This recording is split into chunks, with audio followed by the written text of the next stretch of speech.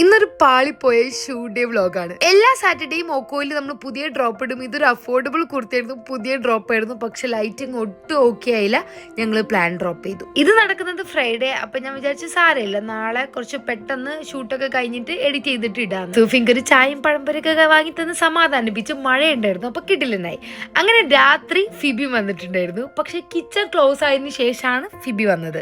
So അവനൊരു pizza വെച്ച് adjust ചെയ്തു. സാറ്റർഡേ മോർണിംഗ് ഫുൾ എനർജി കിട്ടാൻ വേണ്ടിയിട്ട് ഞങ്ങൾ ഐഗിരിയിൽ പോയിട്ട് നല്ല തട്ടിഡ്ഡലി, ഗീ പൊടി തട്ടിഡ്ഡലി കഴിച്ചിട്ട് അങ്ങ് തുടങ്ങാന്ന് വിചാരിച്ചു. തുടക്കം ഗംഭീരമായിരുന്നു, കിടിലൻ ഫുഡ്. അങ്ങനെ ഫുഡൊക്കെ കഴിഞ്ഞിറങ്ങിയപ്പോഴാണ് ഇതാ കിടക്കുന്നത്. ഒട്ടും തളരാതെ മേക്കപ്പ് ഇട്ട്. ഇന്നത്തെ ലൊക്കേഷൻ ജഗൻ മോഹൻ പാലസ് ആയിരുന്നു. ഇത് മൈസൂരിലെ അധികം ക്രൗഡഡ് അല്ലാത്തൊരു പാലസ് ആണ്. നമ്മുടെ ഒറിജിനൽ മൈസൂർ പാലസിലെ അത് പണ്ട് മരം കൊണ്ടുള്ളതായിരുന്നു.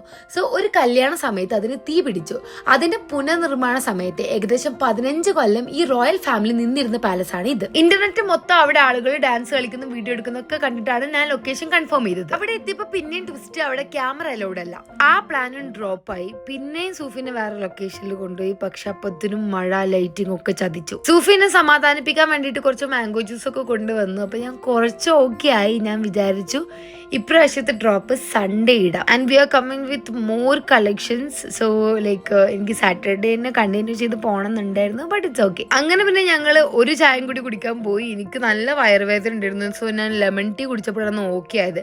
അങ്ങനെ ഫിബിക്ക് അവിടെ നിന്ന് ബൈ പറഞ്ഞു. അപ്പോൾ ഓക്കെ, ബൈ.